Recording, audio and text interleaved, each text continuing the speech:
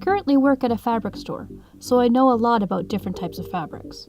Last year, Disney released The Incredibles 2, and I thought it'd be really fun to cosplay Edna Mode and playfully critique other people's costumes while asking them if they could withstand 1,000 degrees. As much as I love Edna's character, I'm not a fan of the dress that she wears in the first movie. I am not wearing a padded dress. So, I decided to redesign it while remaining true to the overall look.